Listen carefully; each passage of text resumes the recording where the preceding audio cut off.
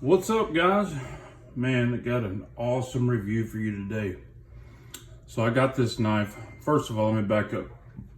I've been seeing this knife in the groups posted, and you know the knife you see that you just know you're gonna love it. There's no doubt about it.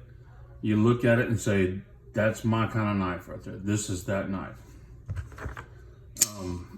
Then of course you look at it and it's a high price. I mean, it's expensive. It's more than your regular knife budget, which kind of reaffirms that it's a nice knife.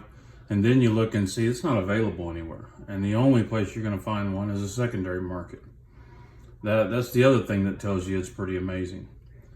And you don't see a ton of them used for sale. When people get them, they hang on to them. We're talking about the CKF Evo 2. And I'm sure the larger one's just as nice. I think I would prefer the smaller one. This one here, what I would call a regular size. There's nothing small about this knife.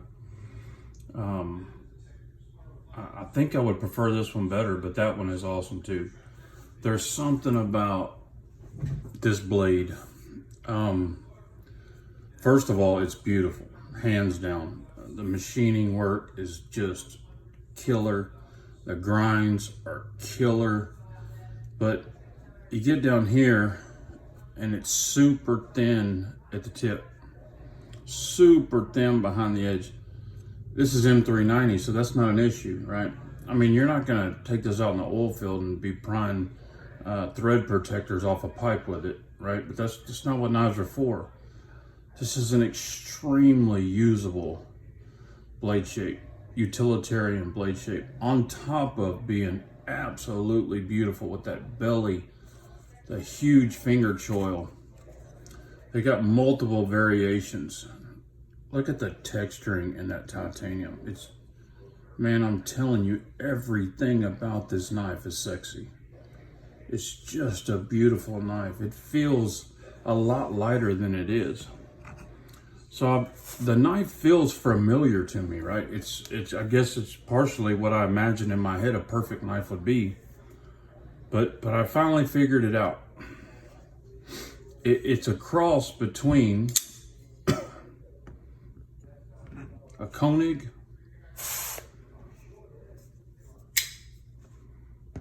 and a Medford.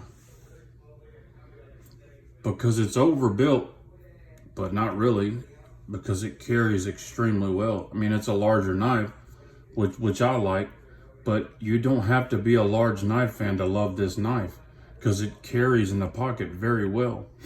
And it's got all the fit and finish and feel of the Koenigs. The attention to detail, they're perfect. This is a combination of the two. It's the big beefiness, but the attention has been put to it to bring it down to a usable EDC knife. And man, they freaking nailed it. This knife is awesome. Another overbuilt knife it kind of reminds me of is the LPC, Lance Personal Carry Sniper Blade Works. But as you can see, this is a big, beefy, overbuilt knife. This one's not. I mean, it's trimmed down to be a big bad boy, but super easy to carry, lightweight for its size. I'm a fanboy of this knife. It's a rotten design, and they freaking killed it. I mean, joining together with Custom Knife Factory was a home run, because they knocked it out of the park.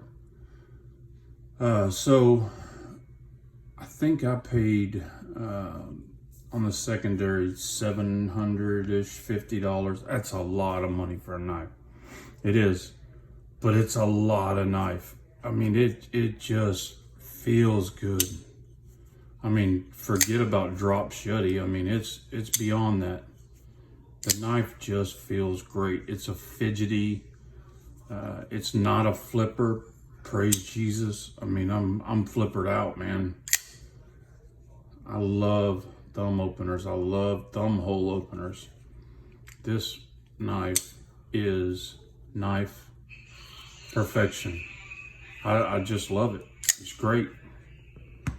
So I'll put it up against a couple other knives, a little more, maybe a little more common knives. And this is the Medford Slim Midi, which is an awesome knife in its own right.